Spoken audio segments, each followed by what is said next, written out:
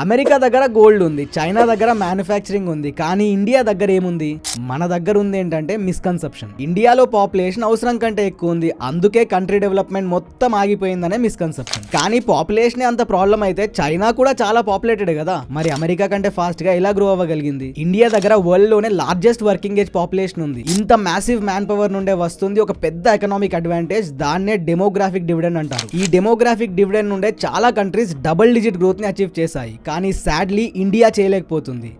ఎందుకంటే మన పాపులేషన్ లో క్వాంటిటీ ఉంది, క్వాలిటీ కాదు. ప్రతి సంవత్సరం 12 మిలియన్ యూత్ వర్క్ ఫోర్స్ లో ఎంటర్ అవుతుంది, కానీ న్యూ జాబ్స్ ఆన్ యావరేజ్ సంవత్సరానికి కేవలం 8.5 మిలియనే క్రియేట్ అవుతున్నాయి. అంటే ఆల్మోస్ట్ 3.5 మిలియన్ పీపుల్ అన్ఎంప్లాయిడ్ గా మిగిలిపోతున్నారు. అండ్ వీళ్ళంతా వర్కింగ్ ఏజ్ పాపులేషన్ పై, గవర్నమెంట్ పై డిపెండ్ అవుతున్నారు. ప్లస్ మన లిటరసీ రేట్ కూడా 75% compare to China's 97%. And more over చదువుకున్న వాళ్ళు కూడా అన్ఫిట్ అని డిక్లేర్ చేయబడుతున్నారు. అండ్ విమెన్, వీళ్ళు కంట్రీ పాపులేషన్ లో ఆల్మోస్ట్ సగం ఉన్నారు. అయినా కానీ వాళ్ళ వర్క్ ఫోర్స్ లో షేర్ మాత్రం 26.3%. ఇది 39.7 గా ఉన్న గ్లోబల్ యావరేజ్ కంటే చాలా తక్కువ. ఇక population growth and fertility rate చూస్తే అందులో కూడా చాలా డ్రాప్ ఉంది. So maybe population is not the problem, or system is. ఒకవేళ మనం ఈ సిస్టమ్ ని ఫిక్స్ చేయగలిగితే, లైక్ జనాలకి quality education, health care and employment దొరికితే, అప్పుడు హై పాపులేషన్ ఇండియాకి డిజాస్టర్ కాకుండా డివిడెండ్ అవుతుంది. మీరేమనుకుంటున్నారు? కమెంట్స్ లో చెప్పండి.